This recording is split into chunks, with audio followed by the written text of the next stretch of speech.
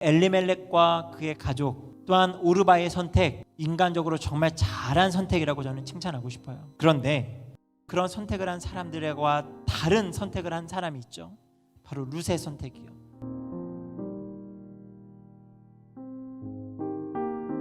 오늘 말씀에서는 특별히 선택에 대한 이야기들이 등장을 합니다. 먼저는 한 가족의 선택을 우리에게 소개하고 있죠. 유다 베들레헴에 살았던 엘리멜렉이라는 사람이 행복한 삶, 먹을 것 좀 풍부한 삶을 원해서 그 정든 고향 이웃들과 생이별을 하고 모압 땅으로 이주해서 이민을 갔다라는 거죠. 이제 그 땅의 주민이 되려고 하는데 가장이었던 엘리멜렉이 죽게 되죠. 두 아들을 그 땅에서 잘 결혼시켜서 분가시켜야겠다라는 마음을 가지고 이 나오미가 힘을 내요. 10년쯤 지났을까요? 이제 좀 행복해지려고 할 그 즈음에 두 아들마저 죽게 됐다라는 거예요. 자신의 삶을 더 나은 삶으로 살아가고자 하는 그런 바람 가운데 모압 땅으로 건너갔던 이 한 가족에게 남편이 죽고 아들들이 죽는 그런 기가 막힌 일이 벌어지게 되죠. 어떤 사람들은 하나님께 구하지도 아니하고 하나님을 배교한 사람인 것처럼 그렇게 이 엘리멜렉과 그의 가족들을 이야기합니다. 하나님을 의지하지 않고 눈에 보이는 먹을 것을 찾아 떠난 이 가족에게 하나님이 재앙을 내리셔서 남편이 죽고 아들들이 죽게 되었다라고 이야기하면서 우리 하나님만을 의지해야 합니다 라고 이야기하는 이야기들을 우리는 종종 들을 수가 있을 거예요. 사실 그의 가족이 겪게 된 흉년은 이스라엘 민족 전체가 하나님 앞에 범죄하였기 때문에 찾아온 흉년이 아니었나요? 빵집, 떡집에 살고 있던 그들이 떡이 없어서 먹을 것이 없어서 그 베들레헴을 떠나게 되었다라고 이야기하는 것이 참 재미납니다. 집안의 가장으로서, 한 가정의 가장으로서 저는 아마 엘리멜렉과 같은 선택을 하지 않았을까라고 생각이 될 만큼 저는 그렇게 나쁜 선택이다라고 생각이 되지 않더라고요. 또한 두 며느리의 선택을 우리에게 소개하고 있어요. 오르바와 룻이라고 하는 모압에서 얻게 된 모압 여인 둘이었어요. 낙심하고 있는 그때에 나오미에게 어떤 이야기가 들려오죠?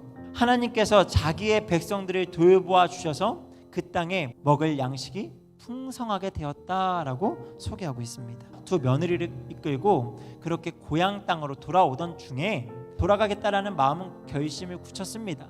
가는 거에 대해 전혀 주저함은 없었어요. 그런데 자기와 동행하고 있는 두 며느리들을 보니까 너무너무 불쌍한 거죠. 자식도 없고 젊어서 누구라도 만나서 새 살림을 차릴 수 있는데 이들을 데려간다라고 하니까 자기가 참 못난 짓을 하고 있다라는 생각이 든 거예요. 이 두 며느리에게 뭐라고 이야기하죠? 너희들 친정으로 돌아가라 라고 이야기합니다. 나오미는 정말 큰 결심을 하지 않았을까라는 생각이 듭니다. 이 구약시대에 과부로 살아간다라는 건 정말 힘든 일이에요.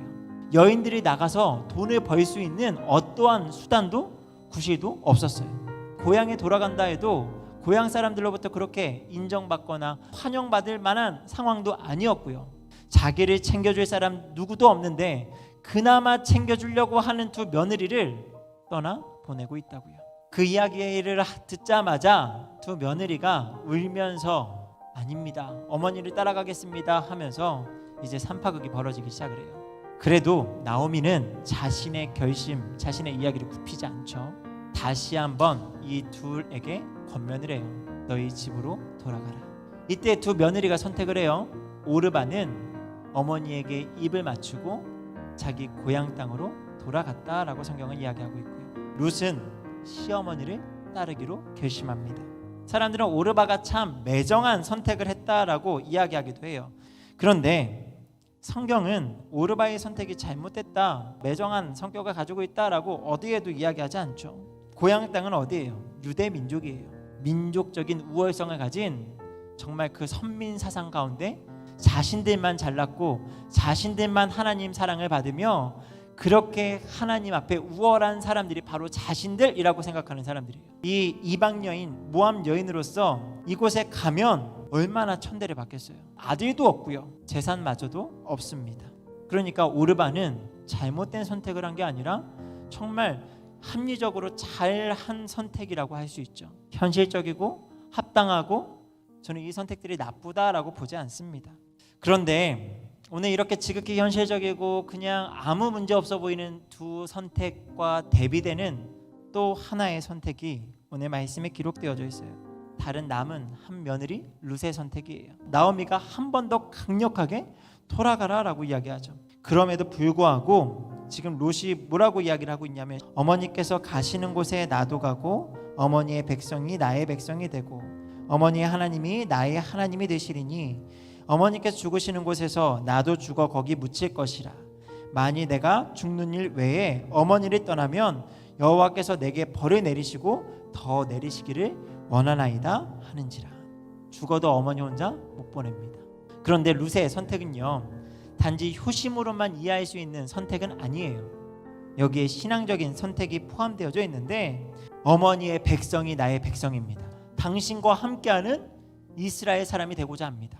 더 이상 모압에서 섬기던 그 우상들이 나의 신이 아닙니다. 당신이 섬기는 하나님이 나의 하나님이십니다 라고 고백하는 거예요. 그의 선택에는 어머니를 끝까지 섬기겠다라는 자비의 선택, 이 자비라는 단어가 히브리어로 헤세드라고 하거든요. 헤세드의 선택, 이 헤세드라는 단어가 이 룻기 전체의 주제예요. 하나님의 자비, 인간적인 자비들을 베푸는 사람들, 이 헤세드를 베푸는 선택을 룻이 지금 했다라는 거죠. 그 모든 것이 가능할 수 있었던 건 바로 신앙적 선택 위에 이것들이 가능했다라고 이야기합니다. 유대 집안으로 시집을 와서 유일하신 하나님을 믿기로 이미 룻은 결심했다라고 볼 수 있어요. 그런데 이 룻의 선택이 신앙 가운데 참 본이 되는 선택, 하나님을 믿는다 이야기하지만 우상들을 겸하여 섬겼던 그 당시의 이스라엘 백성들 사이에서 본이 되고 정말 빛나는 신앙이 될 수 있었던 건, 더 이상 내가 섬기던 모압의 우상들, 그것들이 나의 신이 아니다 라고 이야기하고 오직 하나님을 섬기겠다라는 거예요. 룻이 하나님을 섬기겠다라고 이야기할 때 믿고자 하는, 섬기겠다라고 하는 하나님은 어떤 하나님이었을까요? 복을 주시는 하나님이었습니까?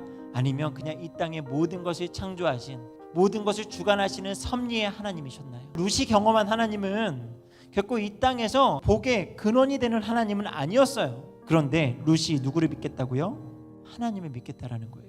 룻의 신앙이 빛날 수 있었던 건 내게 결코 복을 주시는 않지만 하나님은 하나님 한 분, 그냥 전능자, 이 땅의 모든 것을 지으신 창조주로서 경배를 받기에 합당하신 분이다라는 것을 룻은 알고 있었다라는 거예요.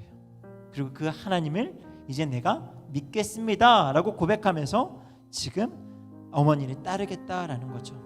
룻의 선택은요, 하나님에 대하여서도 또한 사람에 대하여서도 최선의 선택이다라고 저는 이야기를 하고 싶어요. 분명 엘리멜렉과 그의 가족, 또한 오르바의 선택, 인간적으로 정말 잘한 선택이라고 저는 칭찬하고 싶어요. 합리적이고 이성적이고 발버둥치는 그 선택들을 저는 그냥 잘했다라고 인간적인 마음으로 칭찬하고 싶습니다. 그냥 좌절하고 절망하지 않고 무언가 해보겠다라는 마음으로 무언가 하려는 그런 모습들. 그런데 오늘 그런 박수치고자 하는 모습들, 그런 선택을 한 사람들과 다른 선택을 한 사람이 있죠. 바로 룻의 선택이에요. 룻의 선택은 어찌 보면 되게 미련해 보이는 선택이에요. 자기를 위한 선택이라고는 어떤 것도 찾을 수 없는 선택이에요. 오직 시어머니를 모시겠다라는 인간적인 어떤 헤세드를 베풀고자 하는 마음과 하나님이 내게 복을 주시지 않을지라도 나는 하나님을 믿겠습니다라고 하는 신앙의 선택을 지금 룻이 하고 있다는 거죠. 우리 인생에는 끝이 없는 선택의 순간이 찾아오죠. 오늘 하루도, 아니 앞으로도 계속적으로 여러분은 무언가를 선택하고 어떻게 해야 하지? 무엇을 선택해야 할까라는 수없이 많은 갈등 속에 살아가게 될 거예요. 그 선택의 결과에 있어서 여러분은 때로는 만족할 만한 좋은 것들을 얻을 수도 있겠지만 때로는 가장 좋은 거다라고 생각을 하고 선택을 했을지라도 사랑하는 가족이 죽을 수 있고요. 그곳에서 여전히 생계적인 어려움이 찾아올 수도 있고요. 정말 나는 잘했다라고 생각하는데 그것 가운데 좋지 않은 결과들이 있을 수도 있어요. 결과를 보고 우리는 무조건 그거 선택이 최선이다, 좋다, 잘했다라는 것을 이야기하는 것은 아닌 것 같아요.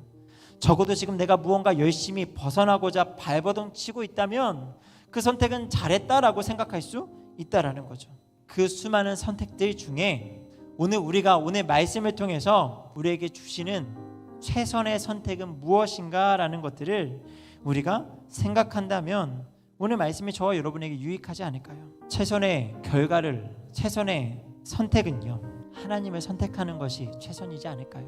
또한 하나님께 주는 그 마음 안에서 이웃과 다른 사람들을 그 사랑하는 마음 가운데 헤세드, 자비를 베풀고자 하는 그 마음이 오늘 우리 가운데 최선의 선택이지 않을까 싶습니다. 우리는 수많은 선택들 속에서 그 선택의 중심에 항상 누가 있어요? 내가 있죠. 무엇이 유익할까? 무엇을 하면 더 나을까?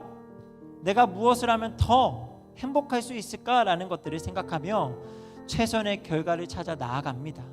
하지만 나만을 생각하며 최선을 따라갔던 그 선택들에는 우리가 알 수 있는 것처럼 여전히 인생의 어려움들과 아픔들이 찾아온다라는 거예요.